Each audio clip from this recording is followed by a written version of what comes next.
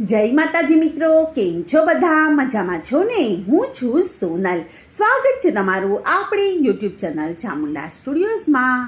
મિત્રો, આજે હું તમારી માટે લઈને આવી છું પુરુષોત્તમ માસની કથા, અધ્યાય 27મો, કદરી બ્રાહ્મણની કથા. સૂત પુરાણી બોલ્યા કે હે સોનકાદિક મુનિઓ, હવે તમને કથા આગળ કહું છું તે તમે ધ્યાનથી સાંભળો. રાજા દ્રઢધનવાને મહર્ષિ વાલ્મીકી પુરુષોત્તમ માસની કથા કહી અને તેમને આશીર્વાદ આપી અને વિદાય લીધી.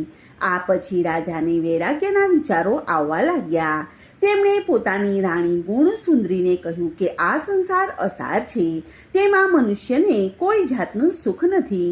આ દેહ ક્ષણભંગુર છે. હું વનમાં જઈને પુરુષોત્તમ ભગવાનની ભક્તિ કરવાની ઈચ્છા કરું છું. ત્યારે પતિની વાત સાંભળીને પત્નીને આનંદ થયો. તે પણ તેની સાથે જવા માટે તૈયાર થઈ ગઈ. રાજા પુત્રને બધો વહીવટ સોંપી અને પત્ની સાથે વનમાં ગયો. પર્ણકુટી બાંધી અને ગંગા કિનારે રહેવા લાગ્યો. પુરુષોત્તમ માસ આવતા તેમણે ભગવાનનું પૂજન કરી અને નિયમોનો સંકલ્પ કરી અને વ્રત ચાલુ કર્યું. પુરુષોત્તમ માસ પૂરો થતાં બંનેએ વ્રતનું ઉદ્યાપન કર્યું. તે વખતે વિષ્ણુ ભગવાનના પાદર્શો આવી અને પતિ પત્નીને વિમાનમાં બેસાડી અને વૈકુંઠમાં લઈ ગયા. ભગવાન નારાયણ નારદજીને ઉદ્દેશીને કહેવા લાગ્યા કે આ માસના વ્રતનો મહિમા અપાર છે. હું તે કહેવા શક્તિમાન નથી. હજારો જન્મોના તપથી જે ફળ મળતું નથી તે આ અધિક માસના સેવનથી મળે છે. મનુષ્યની ક્યાં વાત કરીએ. એક વાંદરાએ અધિક માસમાં અજાણતા 3 રાત્રિ સુધી સ્નાન કરેલું હતું. તેથી તે નિષ્પાપ થઈ અને ગૌલોક પામ્યો હતો. આથી કરીને નારદજીએ નારાયણ ભગવાન સમક્ષ જણાવ્યું કે આ વાનરે કેવી રીતે વ્રત કરી અને મુક્તિ મેળવી, ક્યાં સ્નાન કર્યું અને તે કોણ હતો, આદિ વિગત મને વિસ્તારથી કહો.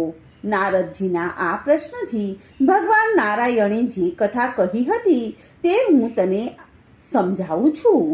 કેરળ દેશમાં એક ચિત્ર શર્મા નામનો બ્રાહ્મણ રહેતો હતો. તે ઘણો લોભિયો હતો. આથી કરીને લોકો તેને કદરી કહીને બોલાવતા હતા. તેની પાસે પુષ્કળ ધન હતું, પણ તે સુખેથી ખાતો ન હતો, સારા વસ્ત્રો પહેરતો ન હતો, ભગવાનની પૂજા કરતો ન હતો, ધર્મ કાર્યમાં કોઈ જાતનું દાન કરતો ન હતો. તેણે પોતાનું ધન અને જમીન દાટી રાખ્યું હતું અને નવું જે ધન આવતું તે પણ જમીનમાં દાટી દેતો હતો. ભિક્ષાવૃત્તિ કરી અને તે પોતાનું ગુજરાન ચલાવતો અને તેના લોભિયાપણાને લીધે લોકો તેને ભિક્ષા આપવાનું ટાળતા હતા.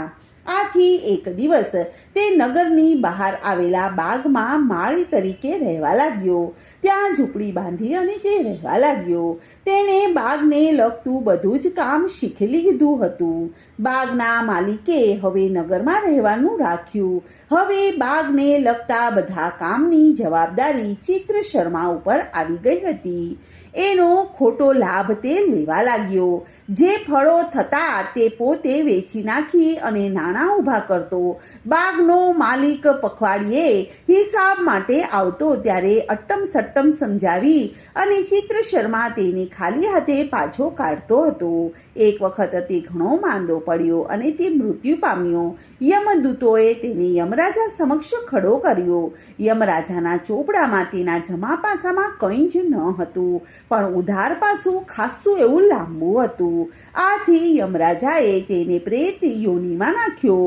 ફળોની ચોરીના અપરાધ બદલ તેને 1000 વર્ષ સુધી વાનરની યોનિમાં નાખ્યો. શ્રી બૃહનારદીય પુરાણના પુરુષોત્તમ મહાત્મયનો કદરી બ્રાહ્મણની કથા નામનો 27મો અધ્યાય સંપૂર્ણ.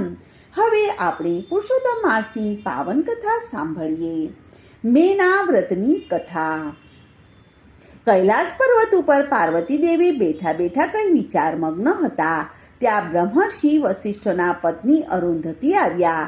તેમને જોઈ અને પાર્વતીજીએ કુશળતાના સમાચાર પૂછી અને આવવાનું કારણ પૂછ્યું. ત્યારે અરુંધતી બોલ્યા કે હે માતાજી, આપની પાસેથી 12 માસના તમામ પવિત્ર વ્રતોનો મહિમા મેં જાણ્યો છે, તેની વ્રત અને વિધિ પણ જાણી છે, પરંતુ હજુ સુધી આપે મને પુરુષોત્તમ માસ માટે કંઈ પણ કહ્યું નથી. તો કૃપા કરીને મને જણાવો, મારે પવિત્ર ગણાતા પુરુષોત્તમ માસમાં શું કરવું? ત્યારે સતી અરુંધતીની વાત સાંભળી અને પાર્વતી દેવી બોલ્યા કે તમારે પુરુષોત્તમ માસના વ્રત વિશે જાણવાની જિજ્ઞાસા છે, તો હું તમને તેમના અંગે વિધિ અને વ્રત તથા મહિમા જણાવું છું. કેમ કે આ વ્રતથી અખંડ સૌભાગ્ય અને સુખ અને સંપત્તિ અને સંતતિ આદિ પ્રાપ્ત થાય છે. ત્યારે અરુંધતીએ કહ્યું કે હે માતા, પહેલા મને આ વ્રતનો મહિમા સમજાવો. પાર્વતીજી બોલ્યા કે એક દિવસની વાત છે. હું અને શિવજી સોગઠાબાજી રમી રહ્યા હતા. તે સમયે મારા માતાજી મેનાવતી પધાર્યા. તે સોગઠાબાજી પડતી મૂકી અને હું તે મારી માતા સાથે સુખ અને દુઃખની વાતો કરવા લાગી. વાતમાં મારી માતાજીએ મને ફરિયાદ કરી કે હે દીકરી, મૃત્યુ લોકના માનવીઓ તને જગદંબા તરીકે પૂજે છે અને તારા જુદા જુદા વ્રત કરે છે, તારી નિરંતર ભક્તિ કરે છે, ગુણગાન ગાય છે. મને આનાથી હર્ષ થાય છે. દરેક મહિનાના બધાય વ્રત પર્વોમાં લોકો મંગલ કરવા તને પૂજે છે, જ્યારે મને કોઈ ઓળખતું જ નથી. મારા માથે કોઈ ફૂલની એક પાંખડીએ ચડાવતું નથી. તારી પૂજાના 360 દિવસ, જ્યારે મારી માટે અડધી ઘડી પણ નથી. માતાજીના આવા વચનો સાંભળી અને મેં તેમને પુરુષોત્તમ માસનો મહિમા જણાવ્યો, વ્રત વિધિ જણાવી અને એ વ્રત કરવા કહ્યું. ત્યારથી તેમણે દર પુરુષોત્તમ માસમાં લેવાતું મેના વ્રત કરવા માંડ્યું. અરુંધતી બોલ્યા કે માતાજી, મને પણ પુરુષોત્તમ માસના મેના વ્રતની વિધિ બતાવો. હું પણ તે વ્રત વિધિપૂર્વક અને ભાવથી કરીશ. પાર્વતીજીએ પુરુષોત્તમ માસમાં આવતા મેના વ્રતની વિધિ બતાવતા કહ્યું કે જ્યારે પુરુષોત્તમ માસ આવે ત્યારે શુક્લ પક્ષની ત્રીજના દિવસે સવારે વહેલા ઉઠી અને સ્નાન કરી અને સ્વચ્છ વસ્ત્રો પહેરી બ્રાહ્મણ સમક્ષ વ્રતનો મહિમા કરવો અને પછી પવિત્ર જગ્યાએ એક પાટલા ઉપર લાલ વસ્ત્ર પહેરી અને ધતુરાના 5 ફૂલ મૂકી દેવાના અને સ્થાપના કરવી. આ વ્રતમાં મારી માતા મેનાવતીનો મહિમા છે. એટલે હાથી ઉપર તે પતિ અને પુત્ર સાથે બેઠા હોય તેવી સોનાની કે ચાંદીની મૂર્તિ બનાવી. તે પછી 5 સૌભાગ્યવતી સ્ત્રીઓ સાથે બ્રાહ્મણના હાથે પ્રતિષ્ઠા કરવી.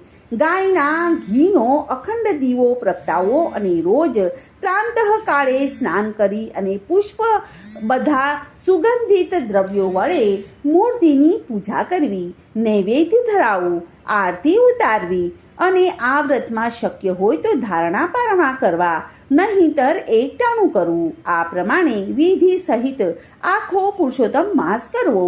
મહિનો પૂરો થતાં વ્રતનું ઉજવણું કરવું. છેલ્લે મૂર્તિનું પૂજન કરી અને બ્રાહ્મણને સજોડે જમાડી અને દાન અને દક્ષિણા આપી અને રાજી કરીને વિદાય કરવા. આ દિવસે યથાશક્તિ દાન કરવું. હવે આ વ્રત કરવાથી શું લાભ થાય છે તે જણાવવું. આ વ્રત કરનાર સ્ત્રીને ચૂડી અને ચાંદલો અખંડ રહે છે, તેને ગરીબાઈ ટળે છે, સંતાપ દૂર થાય છે, સુખ શાંતિ અને સમૃદ્ધિ મળે છે, કુટુંબમાં વ્રત કરનારના માન વધે છે. પાર્વતી દેવી પાસેથી મેના વ્રતનો મહિમા, વ્રત અને વિધિ અને લાભ જાણી લીધા પછી અરુંધતી પાછા ફર્યા. તેમણે એ વ્રત કર્યું અને સમસ્ત જગતમાં એ વ્રતનો પ્રચાર કર્યો. મેના વ્રતની કામના મનની પૂર્ણ થાય, દુઃખ મટે, સુખ મળે ને શાંતિ સહુ થાય. બોલો પુરુષોત્તમ ભગવાનની જય. કૃષ્ણ કનૈયા લાલ કી જય.